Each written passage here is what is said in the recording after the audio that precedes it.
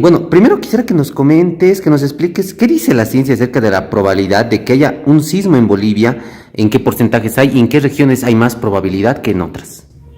Ya, gracias. Bueno, antes de todo hay que recordar que los sismos no se pueden predecir, entonces no podemos decir que mañana va a ocurrir un sismo o de aquí a unos 15 días, 20 días, un año, etcétera, va a ocurrir un sismo en determinado sitio y con determinadas características. Sí podemos hablar de probabilidades y para ello nos podemos apoyar en el mapa de amenaza sísmica probabilista que el observatorio ha dado a la sociedad civil y a la sociedad científica. Este mapa de amenaza sísmica lo que hace es dar, o más bien, zonificar el país en determinadas regiones con mayor o menor justamente probabilidad de ocurrencia de un sismo, expresadas en términos de aceleración sísmica, que luego pueden ser útiles para el diseño sismo resistente. Hablando de nuestro país, de Bolivia, las zonas que tienen más amenaza sísmica o mayor amenaza sísmica son las que están limitando con los países vecinos de Chile y Perú, por supuesto por la gran actividad sísmica que existe en esos países y que también tiene influencia en el nuestro, pero también hay otras zonas, básicamente al centro del país, que involucra a Cochabamba, parte de Santa Cruz y parte de Sucre, que tiene también una amenaza sísmica considerable, la podemos llamar intermedia, y que hay que considerar también, que hay que tomar en cuenta, ¿no? Los sismos que ocurren en Bolivia, bueno, siempre han ocurrido, están empezando a aumentar, se están manteniendo en un cierto nivel. ¿Cómo está esto? La cantidad de sismos es variable, podemos hablar de promedios en términos generales, promedios mensuales, hablando de 100, 120, 130, etc. Y la cantidad de sismos es básicamente la que se ha mantenido en todo el tiempo, constante. No ha habido mayor o menor cantidad de sismos, se ha mantenido más o menos en el mismo rango.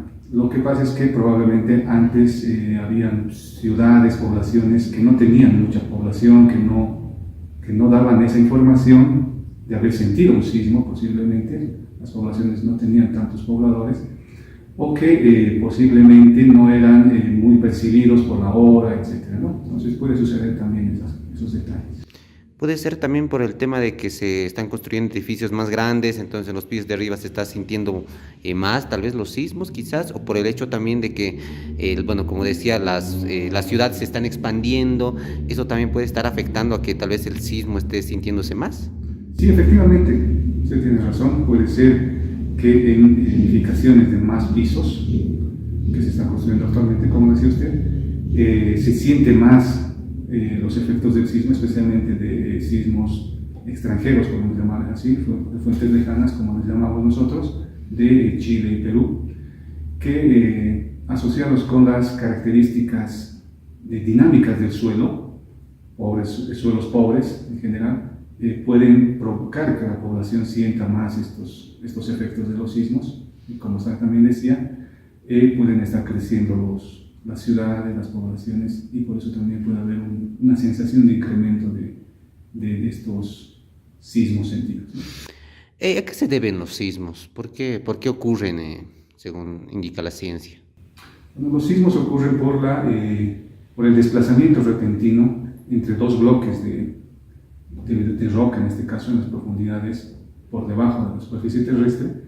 Este desplazamiento relativo genera energía que se disipa en forma de ondas sísmicas que se propagan en todas direcciones y que viajan hasta la superficie de la Tierra, ¿no? Hasta la superficie donde normalmente se construyen las ciudades, ¿no? Es así que podemos sentir sus efectos en la superficie en diferentes formas, con diferentes fases sísmicas, como se llama. Ujú. Los últimos sismos que han sido reportados en los últimos días, ¿de qué magnitud han sido y, bueno, qué características han tenido?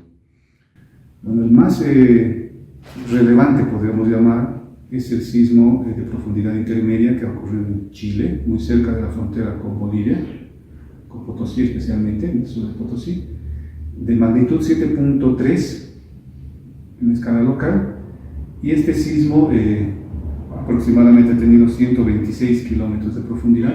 A pesar de su profundidad, sin embargo, ha sido sentido en varias ciudades del país, obviamente en Tarija, en Potosí, los más cercanos, Sucre, Cochabamba, La Paz y también Santa Cruz, ¿no? Como les decía, a pesar de su profundidad, que es importante, es más de 100 kilómetros, este sismo ha tenido una gran magnitud y por ello ha sido sentido, pero no es el único caso. Pueden haber también sismos, han habido sismos superficiales en la región central que más antes, estamos hablando de hace algunos meses inclusive, han sido también sentidos en la región de Cochabamba y algunas provincias del centro del país, ¿no? Que tienen otras características sismogénicas.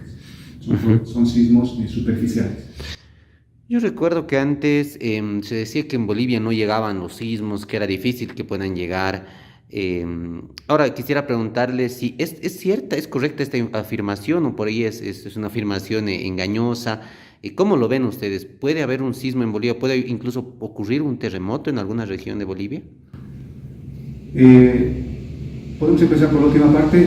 Todos los días ocurren sismos, especialmente en Potosí, que es la región más activa, podríamos llamarle así, pero con sismos de profundidad intermedia, que normalmente no son sentidos por la sociedad, sí por los sensores sísmicos que tenemos en el observatorio y que nos dan esa posibilidad de localizarlos. Entonces, cada día existen sismos en el país y también existen sismos superficiales, como le mencionaba, en básicamente el centro del país, no tan seguidos como en Potosí, pero también existen, ¿no?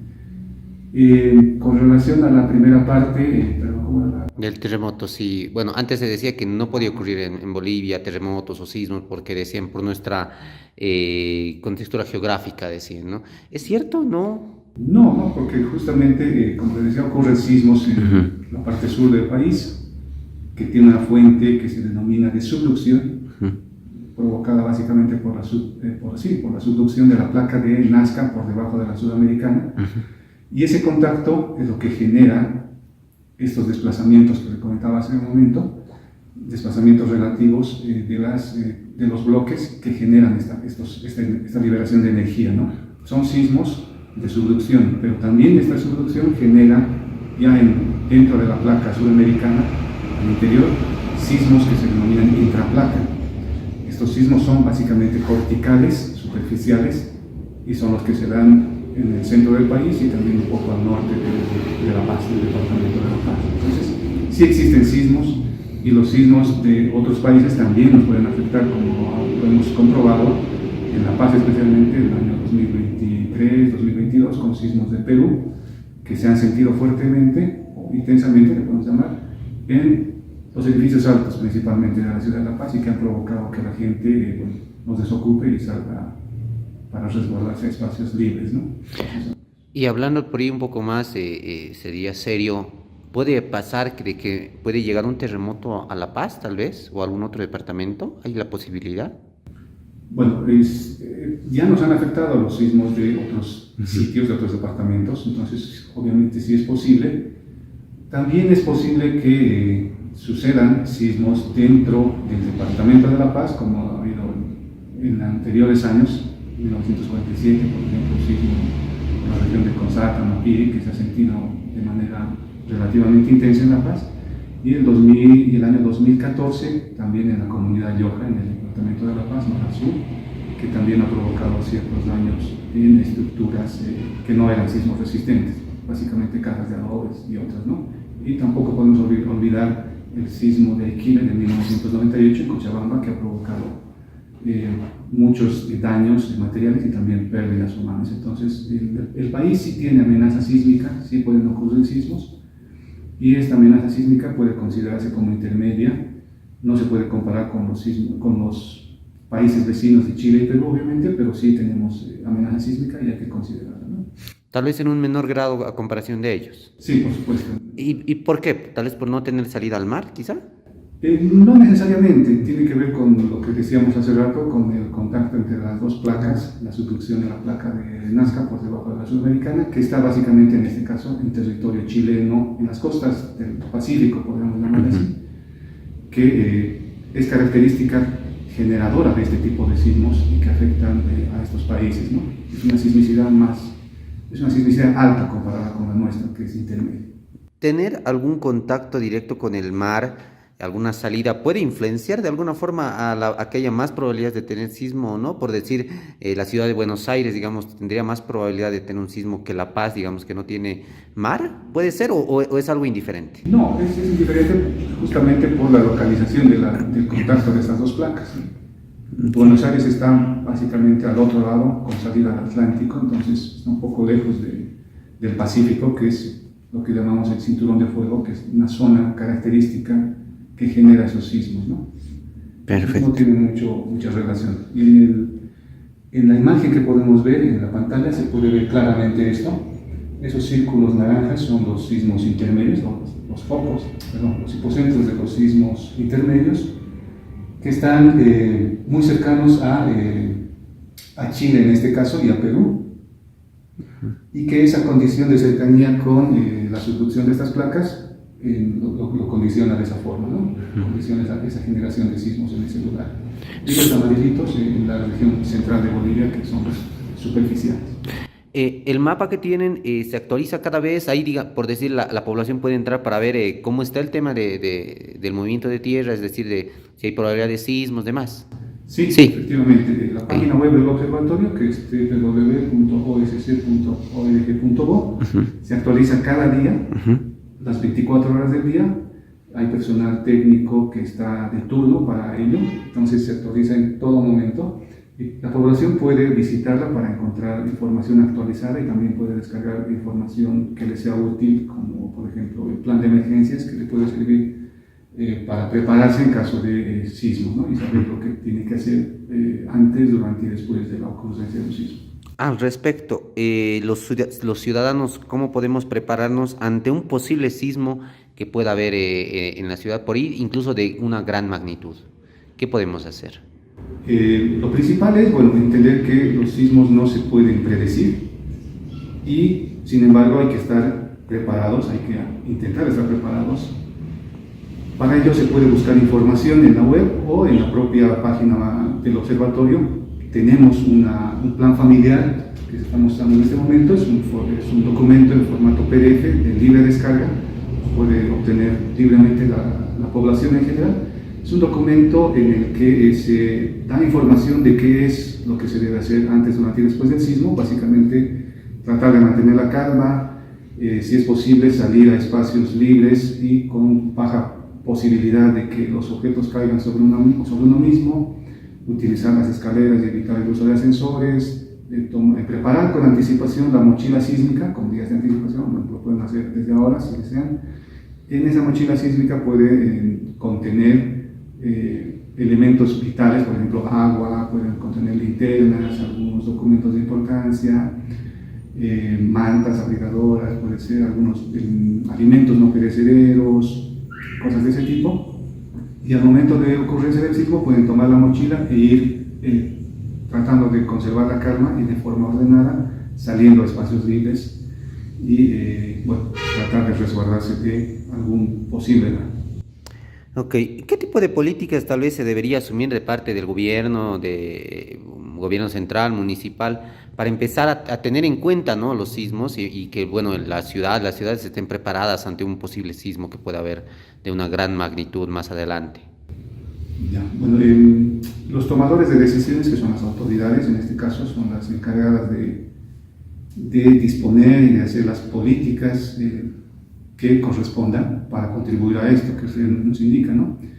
Y en este caso, creo que ya lo estamos viendo, las autoridades ya se han percatado de esta necesidad y en estos días, justamente con la ocurrencia de estos sismos que se han sentido todo este año, me parece que ya están tomando cartas en el asunto para hacer, por ejemplo, simulacros, concientizar a las personas, informar a las personas, hacer que la población tenga una cultura sísmica como existe en otros países para evitar las pérdidas humanas y plasmar todas estas acciones en documentos que puedan servir en el caso de una gestión integral de riesgos, ¿no? Esto también tiene que ver con con las instituciones gubernamentales que ya están anoticiadas de esto y están considerando hacer todos estos trabajos, ¿no? Con el Observatorio de San Calixto y con otras instituciones que corresponden así. Hay tal vez un poco desde su vista, ¿no? De experto que usted ve cada vez este tipo de fenómenos. ¿Hay tal vez algún indicativo que la gente pueda tomar en cuenta para alertarse antes de que venga un sismo? Es decir, ¿hay algo que usted ve que le alerte y dice, bueno, ya va a haber un sismo tal vez unos minutos antes? ¿Hay algún indicativo que se le pueda dar a la gente tal vez? Lamentablemente no existe ninguna manera hasta ahora en que podamos anticipar la ocurrencia de un sismo. No se pueden predecir los sismos. Existen unos sistemas de alerta temprana en otros países, como en México, por ejemplo, que les da algunos segundos luego de que ha ocurrido el sismo. El sistema de alerta temprana, digamos, ocurre el sismo en la costa y les da algunos segundos a la población en Ciudad de México, que está lejos de la costa, varios kilómetros, cientos de kilómetros, para que estas personas, una vez escuchen el sismo, puedan tomar las precauciones necesarias y hacer las acciones que correspondan, ¿no? Evacuar, etcétera, ¿no? Pero eso es en países que tienen esas características, que son muy diferentes a las nuestras, ¿no? En nuestro caso no tenemos esa